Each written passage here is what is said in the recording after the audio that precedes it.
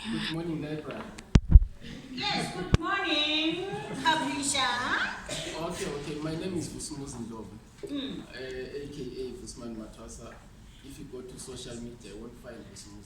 You will find a hundred of Vusmann, but there is one Vusmann Matwasa. So, as we celebrate the National Library Week, I'm more of a publisher. Besides anything else, I'm more of a publisher. Because besides that, I'm a football person, I'm a football coach, I'm a football writer, I'm a football journalist, scout and analyst, whatsoever. But today I'm more of a publisher. Before I talk about the book that we are gathered about today, I would like to show you some of our published works, just to show you.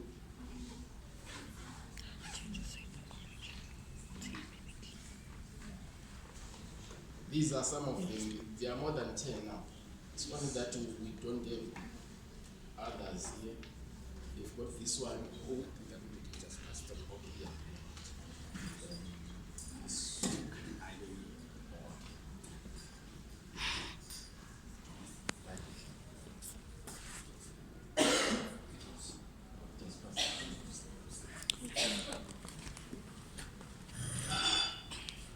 Okay, as you will be busy taking a look at some of our work, I would like to start.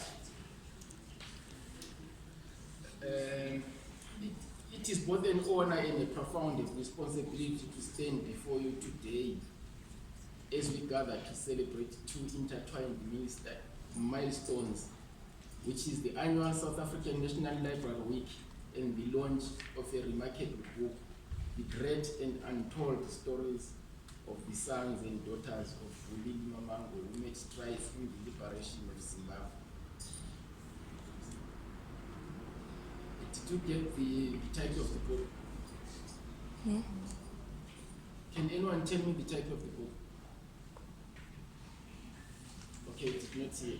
The Great and Untold Stories of the Sons and Daughters of Bulili Mamango, who made strides in the liberation of Zimbabwe. Who can tell me the title of the book? I think it's too long. The great one. Yeah, anyway, listening is a skill, guys. You have to develop that skill of listening.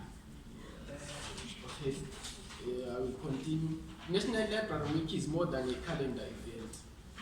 It is a call to reaffirm the role of libraries as reservations of truth, as bridges between generations, and as guardians of our collective story. In a world where information is abundant yet often fragmented, libraries remain the steadfast institutions that preserve coherence, authenticity, and accessibility. They are the places where a child in a rural village can discover the same treasures as a scholar in a metropolitan university. They are the places where democracy finds its voice, where culture finds its continuity, and where our people find empowerment through knowledge. Today, as we launch the great and untold stories of the sons and daughters of Bulili Mamango, who made strides in the liberation of Zimbabwe, we are reminded that books are not passive objects. They are active participants in shaping society. This book is more than a chronicle of individuals. It is a testament of courage, sacrifice, and vision. It honors those who stood against oppression and gave of themselves so that freedom might be born, and will remind us that liberation is not a single event, but an ongoing journey. In celebrating these heroes, we are not only looking back, we are also looking forward, asking ourselves how we will continue their legacy in our own time. Publishing such a work is itself an art of liberation. It liberates memory from silence, it liberates truth from distortion, and liberates future generations from ignorance.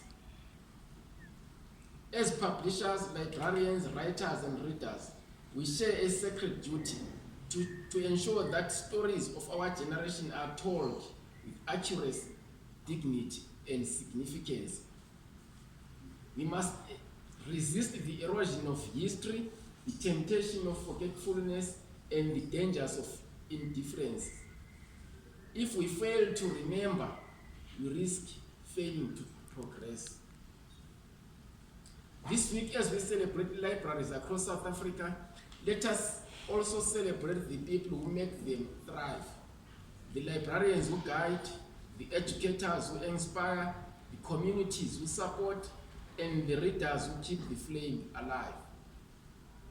Let us recognize that every book borrowed, every archive preserved, every child introduced to reading is a victory against ignorance and a step towards empowerment. In launching this book, we are reminded that the written word has always been a weapon of resistance and a tool of transformation.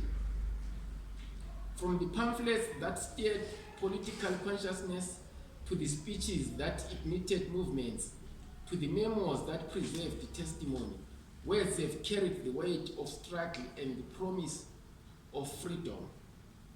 This book stands in that tradition, offering us not only history, but inspiration, not only remembrance, but responsibility.